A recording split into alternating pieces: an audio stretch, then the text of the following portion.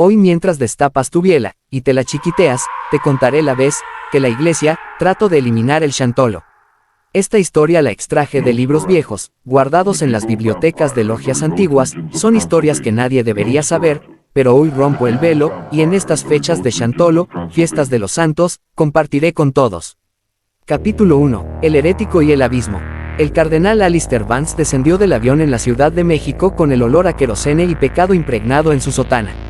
No era el aroma del incienso sagrado, sino el de los grimorios prohibidos que llevaba en su maleta de cuero, volúmenes cuyas páginas susurraban secretos que su propia fe consideraba anatema. Criado entre el rosario y el símbolo del ojo que todo lo ve, Vance había llegado a una conclusión profana. Para salvar al catolicismo de la contaminación pagana, debía emplear las mismas armas del enemigo. Y el enemigo, en su mente, tenía un nombre: Chantolo. Su destino era la Huasteca Potosina, donde la celebración no era melancolía, sino fiesta. Donde la muerte no era un juicio, sino un visitante. Él no venía a visitar, venía a conquistar. En un vuelo local, con sus dos acólitos, dos jóvenes de miradas vacías, criados en el mismo yunque de fanatismo, observó por la ventana cómo la tierra se volvía verde y agreste. El sótano de las golondrinas, le había dicho un contacto en las sombras. No es un sótano, eminencia, es una herida en la tierra. Y toda herida conduce a las entrañas. Capítulo 2. El ritual que el inframundo ignoró. La profundidad del sótano era un silencio que pesaba más que cualquier rezo.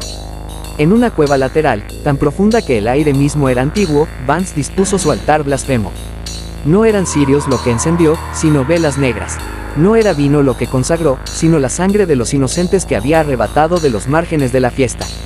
Per sanguinemet voluntatem, aperite Januam, gritó, su voz rasgando el silencio sagrado del lugar. Los gritos de los niños se mezclaron con cánticos en latín invertido. Los acólitos, con los ojos en blanco por las drogas y el éxtasis del horror, sostenían a las víctimas, alargando el momento de la muerte con una precisión siniestra. Creían que el dolor mantenía abierta la puerta. Y algo respondió. No fue un temblor, sino un vacío que se abrió dentro de la mente de Vance. Su conciencia fue arrancada y proyectada en un plano donde el tiempo era un río de huesos y la oscuridad tenía una presencia física. ¡Demonios!, aulló, su espíritu confrontando formas que se retorcían en la nada.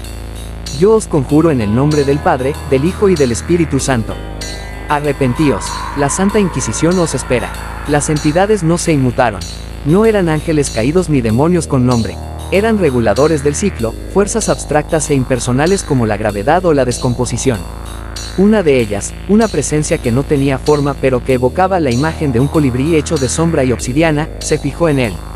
No hubo juicio, no hubo confrontación, la entidad no luchó por su alma. Simplemente la extrajo, como un pájaro que arranca una semilla del suelo. La arrogancia de Vance, su fe torcida, su ritual, todo era un error de cálculo en el equilibrio. Un ruido en el sistema. Y para el ruido, existe el silencio. La conciencia de Alistair Vance se disolvió. No en el fuego del infierno, sino en la fría, infinita e indiferente materia prima del cosmos. Su evolución espiritual fue reiniciada. Volvería a empezar, no como hombre, sino como mineral, en las profundidades de una roca. Capítulo 3. Lo que quedó en la oscuridad. La desaparición del cardenal Vance resonó en los pasillos de mármol del Vaticano como un badajazo sordo. Se contactó a la arquidiócesis de San Luis Potosí, pero sus pesquisas chocaron con un muro de silencio y una geografía hostil. Fue entonces cuando contrataron a un hombre sin fe, pero con una mente fría como un escalpelo, el investigador privado Damián Rojo. Él reconstruyó el viaje con una eficiencia aterradora: el avión, el taxi, la camioneta alquilada, el camino de terracería hasta el pueblo más cercano al sótano.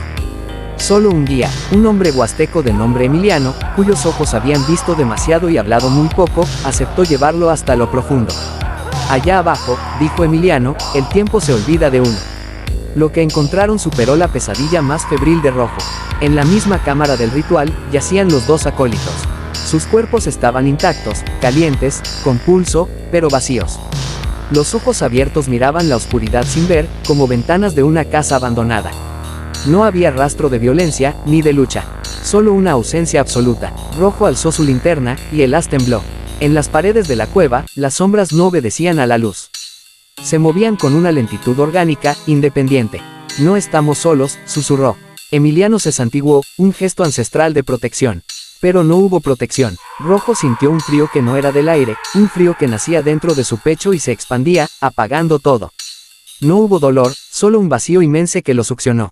Cayó de rodillas, y luego al suelo, con un golpe sordo. Su linterna rodó, iluminando su propio rostro, ahora tan vacío como el de los acólitos. Emiliano gritó y corrió, subió por las cuerdas, el corazón golpeándole los oídos, la oscuridad respirando a sus espaldas. Podía ver la luz del día, un pequeño círculo de esperanza muy arriba. Extendió la mano, creyendo que se salvaría.